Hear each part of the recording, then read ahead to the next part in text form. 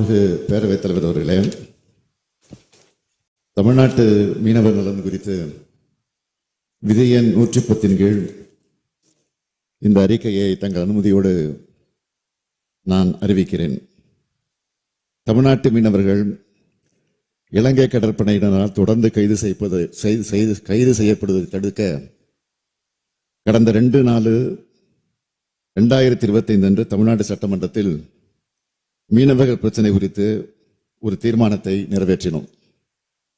அப்பிரச்சனைக்கு ஒரு நிரந்தர தீர்வு காண்பதற்காக அந்த தீர்மானம் நிறைவேற்றப்பட்டது.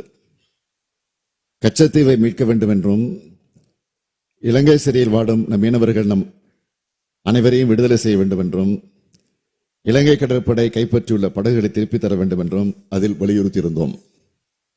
இலங்கை சென்றிருந்த மாண்புமிகு இந்திய பிரதமர் அவர்கள் இது குறித்து இலங்கை அரசிடம் பேசி நடவடிக்கை எடுக்க வேண்டும் என்றும் அதிலே குறிப்பிட்டிருந்தோம். அந்த தீர்மானத்தை மாண்புமிகு இந்திய பிரதமர் அவர்களுக்கு உடனடியாக அனுப்பியும் வைத்திருந்தோம். இந்த நிலையில் மாண்புமிகு இந்திய பிரதமர் அவர்கள் இலங்கை சென்றிருந்தார். அப்போது மீனவர் விடுதலை மற்றும் கச்சத்தீவு குறித்து பெரிய அளவிலான முன்னெடுப்புகள் எடுக்கப்பட்டதாக தெரியவில்லை. மேலும் சிறையில் வாடும் 97 மீனவர்களும் சிறைபிடிக்கப்பட்டுள்ள படகுகளும் மீட்கப்பட்டு தாயகம் திரும்புவார்கள் என்ற எதிர்பார்ப்பு நிறைவேறாதது நமக்கெல்லாம் மிகுந்த வருத்தத்தையும் ஏமாற்றத்தையும் அளிக்கிறது.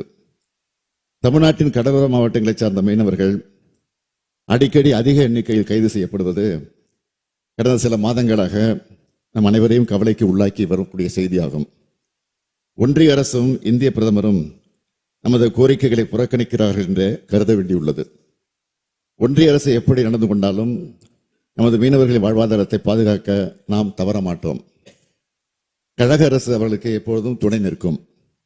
மீனவர்களது பொருளாதாரத்தை மேம்படுத்துதல், அவர்களது மீன்பிடி தொழிலுக்கு தேவையான உட்கட்டமைப்பு வசதிகளை ஏற்படுத்தி தருவது போன்ற பல்வேறு புதிய திட்டங்களை வடிவமைத்து செயல்படுத்தி வருகிறோம். மாண்புமிகு பேரவைத் தலைவர் அவர்களே, தமிழ்நாட்டின் கடலோர மாவட்டங்கள், குறிப்பாக மன்னார் வளைகுடா பகுதியில் அமைந்துள்ள ராமநாதபுரம், நாகப்பட்டினம், தூத்துக்குடி, புதுக்கோட்டை, திருவாரூர், தஞ்சாவூர் ஆகிய மாவட்டங்களைச் சார்ந்த மீனவர்கள் இலங்கை கடற்படையினால் கைது நடவடிக்கைகளினால் தொடர்ந்து பாதிக்கப்பட்டு வருகிறார்கள். இப்பகுதிகளைச் சார்ந்த மீனவர்கள் தங்கள் பாரம்பரிய மீன்பிடிப்பு பகுதிகளில் மீன்பிடிப்பிற்கு செல்லும் போது அவர்களுக்கு ஏற்படக்கூடிய இன்னல்களை களைவதற்கு ஒன்றிய அரசிற்கு அழுத்தம் கொடுத்து வந்தாலும் கூட இலங்கை கடற்படையினரால் தொடர்ந்து நமது மீனவர்கள் கைது செய்யப்பட்டு அவருடைய படகுகள் சிறைபிடிக்கப்படுவதும் அந்த படகுகள் நாட்டுடைமை ஆக்கப்படுவதுமான செயல்கள் நம்முடைய தொடர் வலியுறுத்தல்களின் கோரிக்கைகளையும் மீறி நடைபெற்று வருகிறது. எனவே இப்பிரச்சனைக்கு தீர்வு காணும் முயற்சியின் ஒரு பகுதியாக தமிழ்நாடு அரசு சில முன்னெடுப்புகளை மேற்கொண்டுள்ளது. அவற்றை தங்கள் வாயிலாக இப்பேரவைக்கும் நாட்டு மக்களுக்கும் தெரிவிக்க விரும்புகிறேன். மன்னார் வளைகுடா பகுதி மீனவர்கள் ஆழ்கடல் மீன்பிடிப்பதற்காக தெற்கு பகுதியில் இந்திய பெருங்கடல் நோக்கி செல்வதற்கு வழிவகை செய்யும் பொருட்டு தங்கச்சிமடம் பகுதியில் 150 கோடி ரூபாய் செலவில் மீன்பிடி துறைமுகம் அமைப்பதற்கு அரசாணை பிறப்பிக்கப்பட்டுள்ளது. விரைவில் இதற்கான பணிகள் துவங்கும். 60 கோடி ரூபாய் மதிப்பீட்டில் பாம்பன் பகுதியில் மற்றும் 150 கோடி ரூபாய் மதிப்பீட்டில் குந்துக்கல் பகுதியிலும் மீன்பிடி துறைமுக பணிகள் மேற்கொள்ளப்படும் என்று ஏற்கனவே நான் அறிவித்துள்ளேன். இவற்றை தவிர மன்னார் வளைகுடா பகுதியில் மீனவர்களின் வாழ்வாதாரத்தை உறுதிப்படுத்த சில புதிய வாழ்வாதார திட்டங்களை செயல்படுத்திட பின்வரும் சிறப்பு திட்டங்களை அறிவிக்கிறேன். கடற்பாசி வளர்ப்பு, பதப்படுத்துதல், மதிப்பு கூட்டப்பட்ட பொருட்கள் விற்பனை தொடர்புடைய தொழில்களுக்கு தொழில்நுட்ப பயிற்சியுடன் தேவையான உபகரணங்கள் அளித்து தொழிலில் ஈடுபட சுமார் 7000 பயனாளிகளுக்கு 52 கோடியே 33 லட்சம் ரூபாய் செலவில் சிறப்பு திட்டம் செயல்படுத்தப்படும். கூண்டு முறையில் மீன் மற்றும் சேற்று நண்டு வளர்ப்பு, பதப்படுத்துதல், விற்பனை தொடர்புடைய தொழில்களை மீனவ சமுதாய மக்கள் மேற்கொள்ள 25 கோடியே 82 லட்சம் ரூபாய் செலவில் உபகரணங்கள் வழங்கி தொடர் பணிகளும் மேற்கொள்ளப்படும்.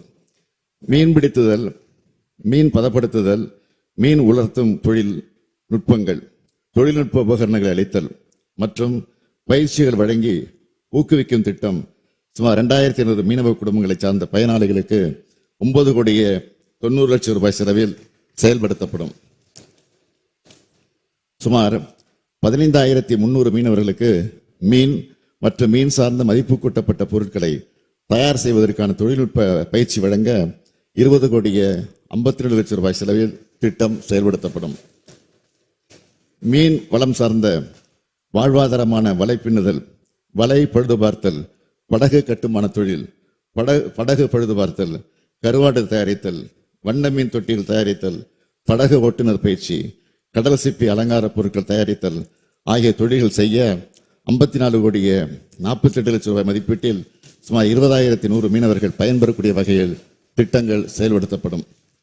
மீன்வளம் சாராத பிற தொழில் வாய்ப்புகளை ஏற்படுத்தி தர குறிப்பாக காளான் வளர்ப்பு, சுற்றுலா படகு இயக்குதல், கைவினை பொருட்கள் தயாரித்தல், வீட்டு முறை மசாலா பொடிகள் தயாரித்தல், அழகு கலை பயிற்சி, சிறுதானிய உணவு தயாரித்தல் போன்ற பல்வேறு தொழில்கள் செய்ய சுமார் 14,700 பயனாளிகளுக்கு 53,62 லட்சம் ரூபாய் செலவில் இந்த திட்டம் செயல்படுத்தப்படும்.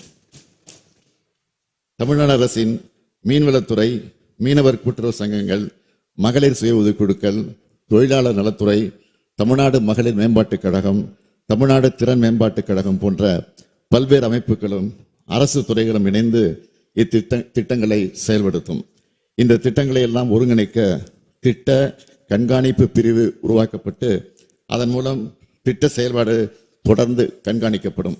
நமது மீனவர்களின் வாழ்வாதாரத்தை காத்து மேம்படுத்தும் பொருட்டு இந்திய பெருங்கடலின் ஆழ்கடல் மீன்பிடிப்பு செய்வதற்கு ஏதுவாக ஏற்கனவே அறிவிக்கப்பட்ட மீன்பிடி துறைமுகங்கள் 360 கோடி ரூபாய் செலவில் செயல்படுத்தப்படும். மீனவர்களின் வாழ்வாதாரத்தை மேம்படுத்த 216,73 லட்சம் ரூபாய் செலவிடப்படும். மொத்தம் 576,73 லட்சம் ரூபாய் செலவில் செயல்படுத்தப்படும். இந்த திட்டங்களால் மன்னார் வளைகுடா பகுதியை சார்ந்த மாவட்டங்களின் மீனவர்கள் பெரிதும் பயனடைவார்கள். அவருடைய வாழ்வாதாரமும் மேம்படும். அது மட்டுமல்ல, நமது மீனவர் சொந்தங்களின் குடும்பத்தினர் கூடுதல் வாய்ப்புகள் பெற்று அந்த அதிகமான பொருளீட்ட வழிவகை ஏற்படுத்தப்படும் என்பதை இந்த பேரவையில் தெரிவித்து அமைகிறேன். நன்றி.